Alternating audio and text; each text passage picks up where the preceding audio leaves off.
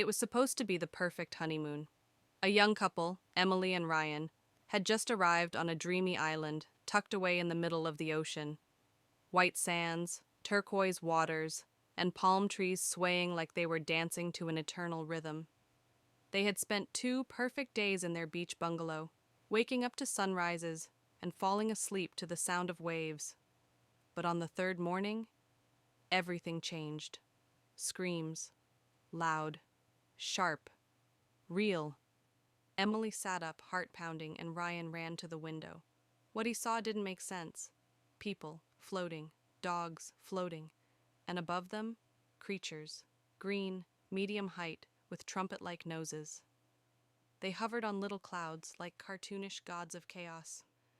From their long arms, they hurled sparks of lightning that zapped people midair.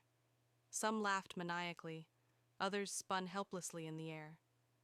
The aliens seemed to enjoy the confusion, attacking randomly, playfully. Emily and Ryan looked at each other, stunned. Why weren't they floating too?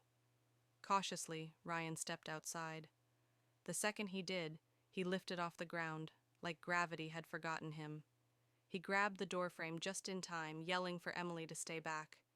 With a struggle, he managed to climb back in. They weren't immune. Their house just somehow shielded them, for now.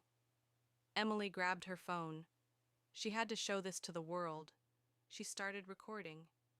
But something was wrong. On the screen, everything looked normal. People walking, kids playing, no aliens, no floating, no sparks, just a beach vacation.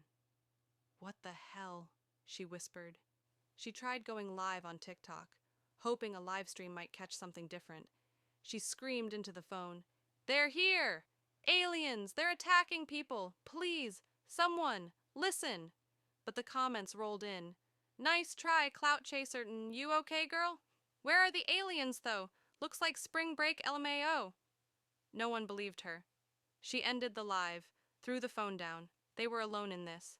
Hours passed. The aliens grew bored. Some people fell back to the ground. The floating stopped. But the creatures were still there, now picking targets at random, laughing as they zapped tourists mid-conversation. A man running with ice cream was suddenly spun like a top. A woman trying to swim got flung in the air, screaming. Ryan watched quietly, thinking. "The flights," he whispered. "They're still running. Look." He held up his phone. Airports nearby were still operating. International flights, on time. No warnings. The world didn't know. "They're only here," Emily realized. "Just this island." Without a second thought, they booked 2 seats on the next flight out. They had 1 hour to make it. Grabbing their small bags and renting a scooter from a half-abandoned shop, they sped through the chaos. Alien clouds swooped toward them, lightning bolts missing by inches. At one point, a bolt hit the scooter's mirror.